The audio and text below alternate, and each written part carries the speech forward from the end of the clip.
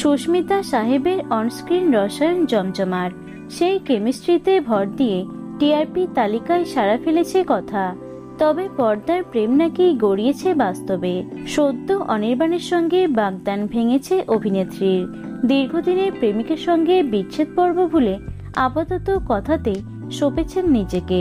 Breakup নিয়ে মুখে কুলুপ সুস্মিতার, বলেছেন এটি ভীষণ স্পর্শকাতর বিষয়, এই নিয়ে কোনো মন্তব্য করতে চান না তিনি।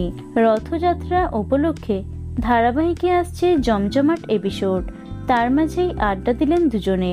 এদিন সাহেব সকলকে নিজের হাতে রান্না করে খাইয়েছিলেন। মেনুতে ছিল খিচুড়ি, আলুর দম, ডিম কষা, পাঁপড় ইত্যাদি। পর্দার মতো বাস্তবেও দুর্দান্ত রান্না করেন সাহেব। সাহেবের রান্না খেয়ে প্রশংসায় পঞ্চমুখ সুস্মিতা, বলেন ওর সবকটা রান্নাই বেস্ট, সবই সেরা। অনস্ক্রিন বউয়ের প্রশংসা শুনে সাহেব বলেন সব ছকবাজি, কিছু তো রান্না করতে পারে না, জানে আমি রান্না করে আনবো, বাজে বললে দেখা গেল পরে আর খাওয়ালামই না। সুস্মিতা সম্পর্কে সাহেব বলেন সুস্মিতা আশেপাশে থাকলে আমি রিকশে থাকি, কখন পড়ে যাবে, কখন কি হবে, কখন অঘটন ঘটবে কিছুই ঠিক নেই। নায়িকাকে নিয়ে মস্করা করার পর আবার তার প্রশংসাও করেন, বলেন সুস্মিতা তো খুবই হার্ডওয়ার্কিং মেয়ে।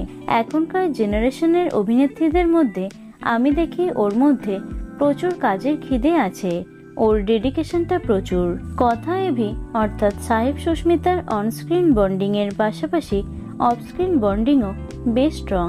তো বন্ধুরা, কথা ধারাবাহিকটি তোমাদের কেমন লাগে অবশ্যই কমেন্টে জানিও। ভিডিওটি লাইক এবং শেয়ার করো। এছাড়াও টলি দুনিয়ার অন্যান্য খবর পেতে চ্যানেলটি অবশ্যই সাবস্ক্রাইব করে রেখো।